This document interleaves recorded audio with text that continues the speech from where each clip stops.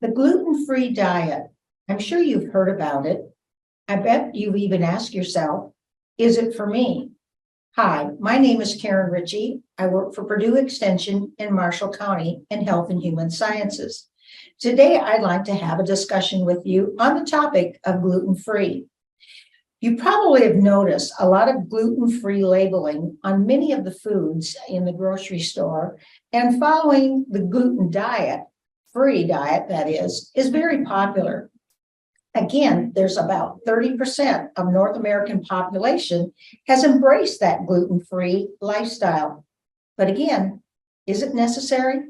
Well, first of all, let me tell you a little bit about what gluten is. It is a protein composite found in foods processed from wheat and related grain species, such as barley and rye. Gluten is developed when flour is moistened, and then when you knead it or you mix it together, and it gives the elasticity to the dough, and it helps to rise the bread as well as keep its shape, and it even helps give it a chewy texture. So that's why it's important to have gluten in some of our food items. But again, is it necessary for you? Well, for the majority of people, gluten is not a problem, and gluten-free options are not either healthier nor are they worth the added cost. The gluten-free diet is medically necessary for about 1 to 2% of our population with what we refer to as an autoimmune system disorder known as celiac disease. And for these individuals, ingesting even a small amount of gluten can cause actually very serious complications. There is also growing evidence of research that people may have what we refer to as non-celiac gluten sensitivity. And it's estimated right now through research that up to 13% of our population may have this condition. So what are some of the gluten-related disorders? Well, first of all, you might have a wheat allergy, which is not a gluten sensitivity. A wheat allergy refers to adverse immunological reaction to wheat proteins. It only affects about 0.1% of our population. It can be treated with wheat avoidance, so you just literally avoid wheat being a wheat allergy. However, the one thing about it is you need to be tested by an allergy test, and it has to confirm that you have an allergy to wheat. And a wheat-free diet, not necessary, a gluten-free diet would be prescribed for you. Then, as I said before, there is a gluten sensitivity out there as well, and it heightens the immunological reaction to gluten, and it's treated with a gluten-free diet. Then, as I said before, the most severe is the celiac disease, and genetic diseases where gluten in the diet cause the immune system to attack the cells in your own body. And it is treated with strict gluten-free diet. So what are some of the symptoms when we talk about a celiac disease that can include? Well, that's chronic fatigue, weakness even.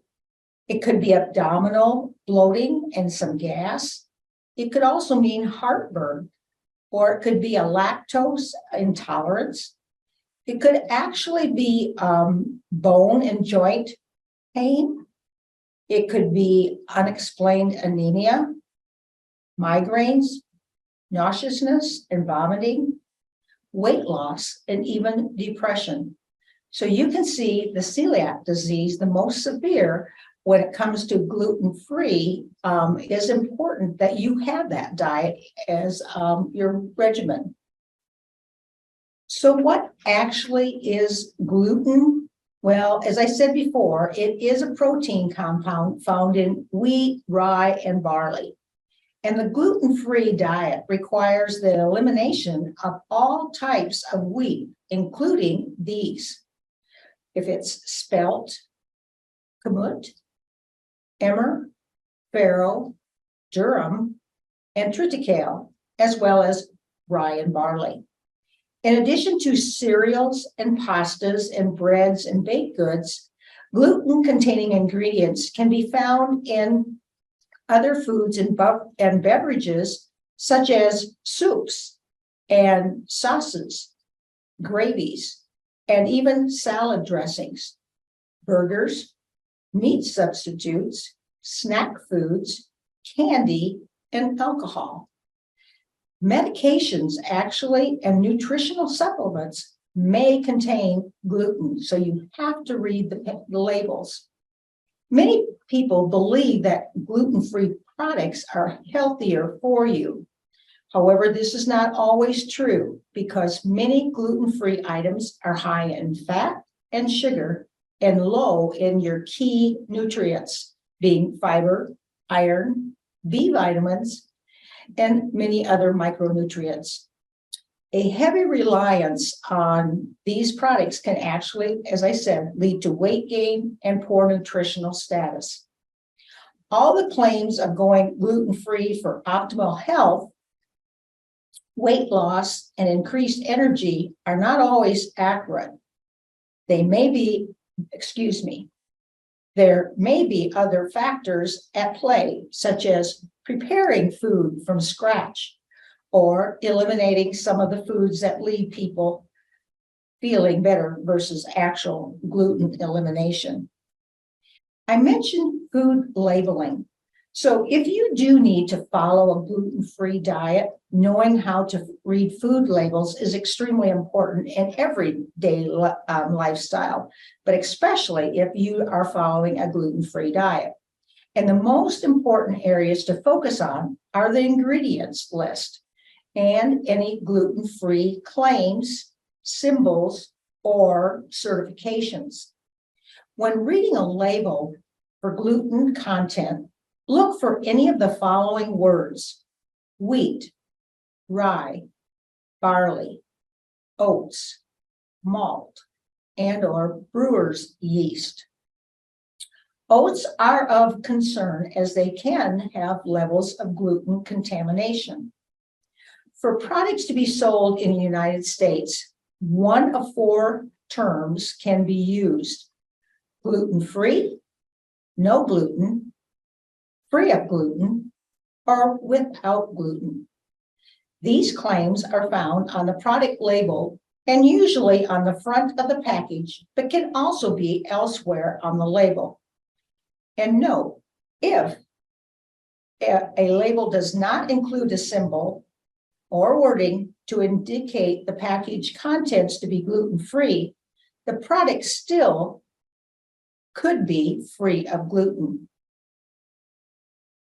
A popular phone app, the gluten-free scanner, scans barcodes for products and draws upon a large food database to tell if there may or may not be gluten in an item.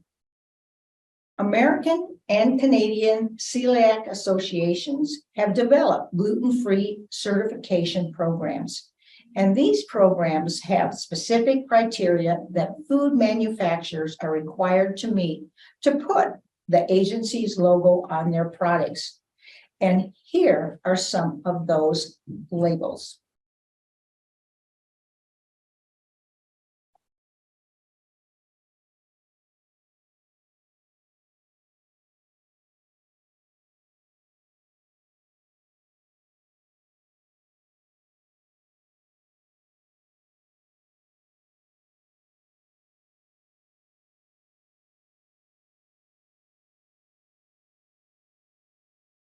So now that you know what the labels look like, the next step might be eating away from home. And once the basics of the guidelines to gluten-free have been mastered at home, eating safely away from home certainly is possible. Individuals with celiac disease need to be concerned about cross-contact of foods, which can easily occur in restaurants, or it could actually be cross-contamination because of mixing one food with another. The key is careful planning and research. You want to check the internet to see if a restaurant's website has gluten-free menus that they offer, or if they have options for gluten-free. And then again, you want to Find Me Gluten-Free, as I said, is a popular phone app that can locate restaurants with gluten-free options. Gluten-free resources are extensive, including specialty retailers, celiac organizations, apps, websites, books, and even cookbooks. And here are a few of those resources.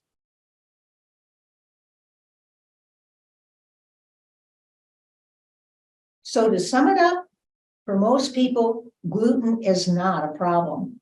And the gluten-free diet is not necessarily a healthier option. Remember, gluten-free products are also typically costing you more. So the extra cost may not be worth it for most people.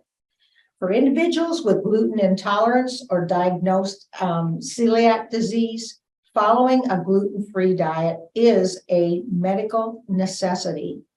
Speak with your doctor about testing if you are concerned that your symptoms could be related to ingestion of gluten. If you must follow a gluten-free diet, there are many foods out there and many options available and extensive resources to help you successfully navigate the end to a healthy diet.